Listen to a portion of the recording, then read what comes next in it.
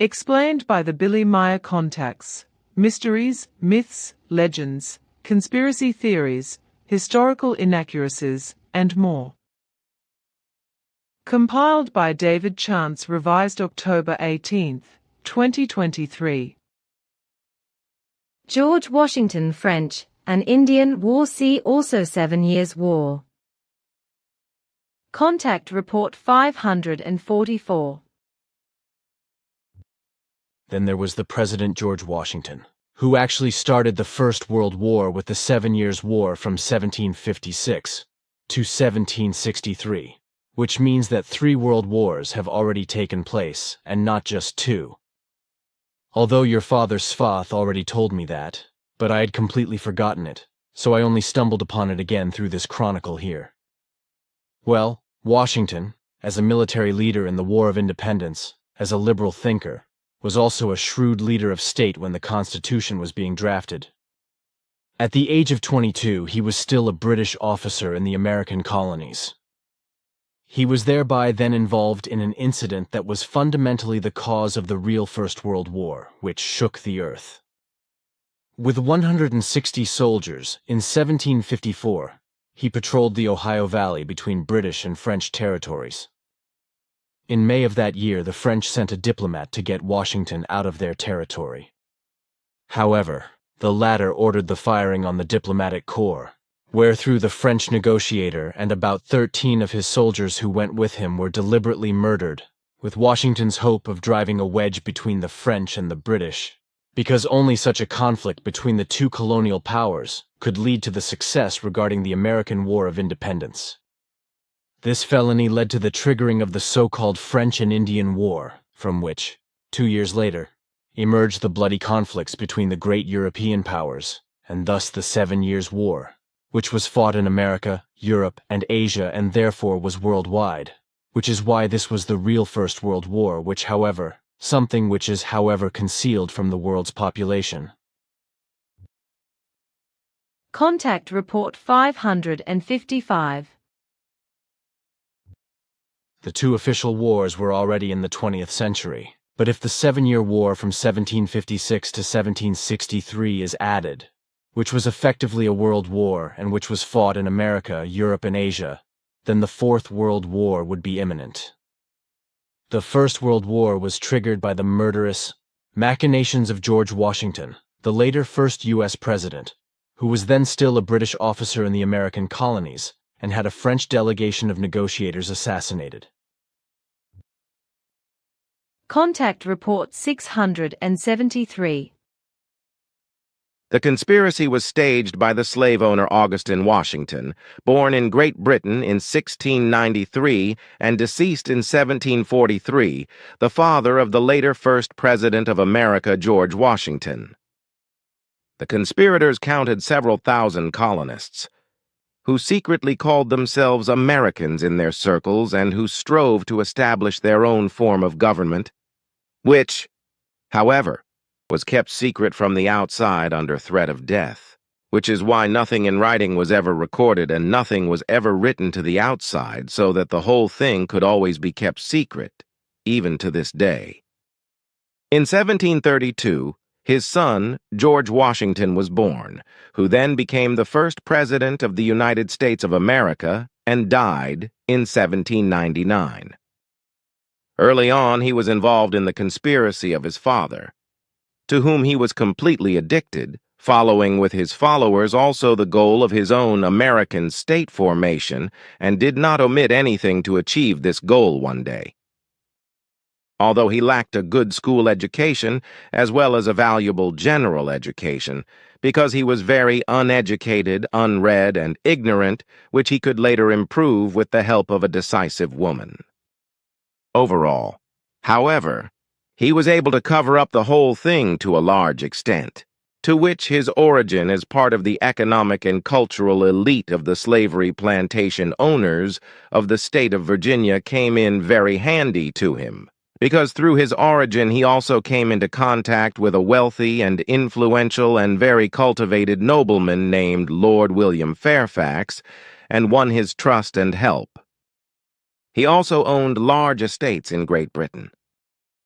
At the age of 16, George Washington met the pretty daughter-in-law of Fairfax, Sally Fairfax, with whom he immediately fell in love and established an intimate adulterous relationship with her, which both secretly entertained. Both kept this adulterous liaison alive, but of course secret. This woman was the one who taught him in diverse knowledge and also improved his very weak general education. The secret conspiracy was maintained by George Washington and all co-conspirators. When his half-brother Lawrence Washington married Fairfax's daughter, Anne, he was of course also part of the family and was treated as a family member by her, which made the liaison with Sally Fairfax much easier, which was never known either in the family or to the outside world, because both were absolutely silent about their intimate relationship. George Washington was commissioned in the autumn of 1753 by the Deputy Governor of Virginia, Robert Dinwiddie, to carry out a diplomatic mission, namely that he, as the issuer, should send a letter to the French asking them, on behalf of the British Crown, by Dinwiddie and other representatives of Virginia, to give up and leave their outposts in an area disputed between France and England. Washington set out on its mission on 31st October, after which he and his companions were received politely and courteously by the French and treated accordingly, but who were not prepared to make any concessions. This mission, however, brought George Washington public attention for the first time, even though he had failed as an issuer.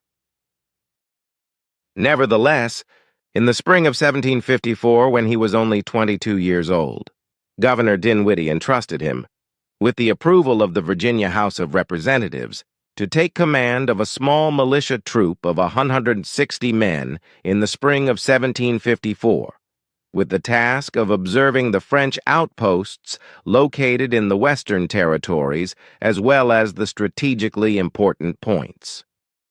So Washington got a military position of power and gathered the Indian allies around him and had makeshift forts built in order to defend itself better against possible attacks of the superior French forces. In this episode, Washington saw itself in a position to put its and its co-conspirators' conspiracy idea of striving for its own state Americans into the limelight, even if the realization would still take years and it would use great military means because it now had the opportunity to do so and it could gain great military power. So, in May 1754, the Washington troops and a French troop engaged in combat because he ordered an attack, even though the French troops were under the command of a Joseph de Jumonville, who was on his way as an emissary. Washington, his troop, of course, in principle, emerged victorious from the provoked struggle, which was effectively a raid in which the French commander capitulated, but which George Washington, shortly after the battle, had executed in his delusion of power. Less than a month later, Washington himself and his troops were captured by superior French soldiers, capitulating after many of his troops had been killed. The French described the fusillierung of the commander Joseph de Jumonville as what it actually was, namely as murder, which Washington also confirmed in a corresponding document, whereby the French granted mercy before justice and released him, after which he then denied the murder he had committed again.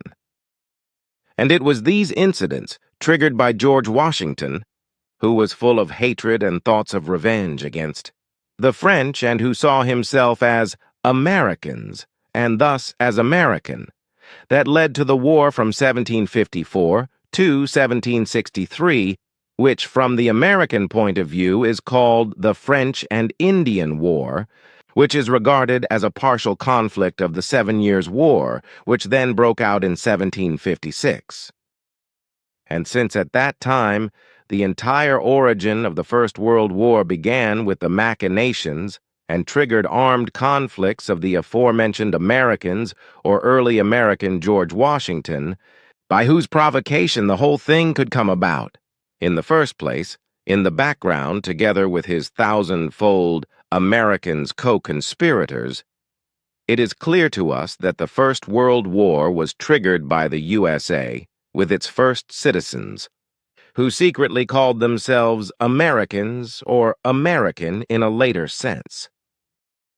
So George Washington's coping strategy worked, but his and his co-conspirators' intentions did not actually materialize until he became one of the founding fathers of the United States as Commander-in-Chief of the Continental Army from 1775 to 1783, with the first states emerging from the 13 colonies in 1776.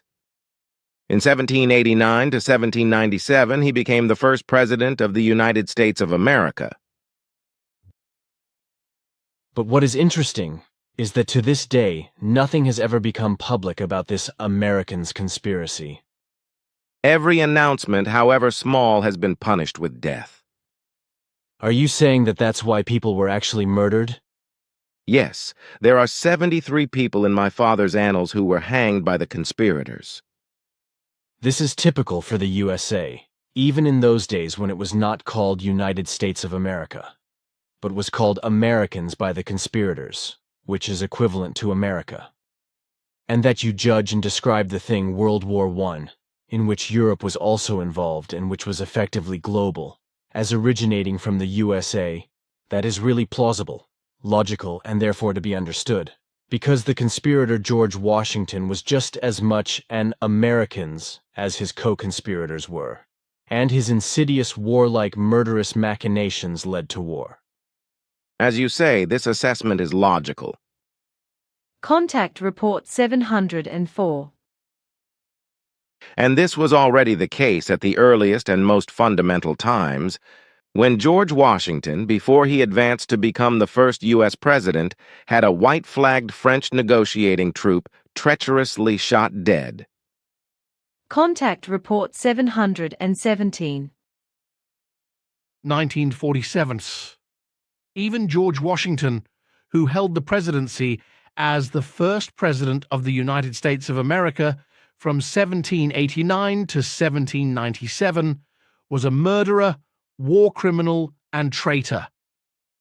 Contact Report 791. And the fact that the American rulers are naive in their obsession with power, but the U.S. president is particularly naive, and do not notice that they, the rulers, that is to say the supreme boss and his satellites, are secretly influenced from the outside by the dark leadership, does not break the camel's back, but it is enough for everything to slowly get more and more out of hand. Moreover, the whole thing is common practice in the USA, and has been since time immemorial, ever since the first president, George Washington, came to power after the American War of Independence, following a murder he committed in 1781, and was called the Father of the American Nation. Note: the year 1781 is likely referring to the year in which Washington came to power, rather than the year he committed murder, 1754. Contact Report 842. As we have followed the events on Earth since ancient times, and as our records prove, America was founded in its very beginnings by murder, when a certain George Washington shot a peacenik without hearing him when he came with a white flag to negotiate peace. Contact Report 851. America's first president, George Washington, was, after all, a murderer who summarily shot a lieutenant of the French before he could even speak a word, when the latter, armed with a white peace flag on the bayonet of his rifle and with 11 men, wanted to ask for a truce. So he was a murderer, as was his father, Augustine Washington, a wealthy plantation owner who had several thousand acres of land worked by slaves and beat 2 of his 60 or so slaves to death with his own hands.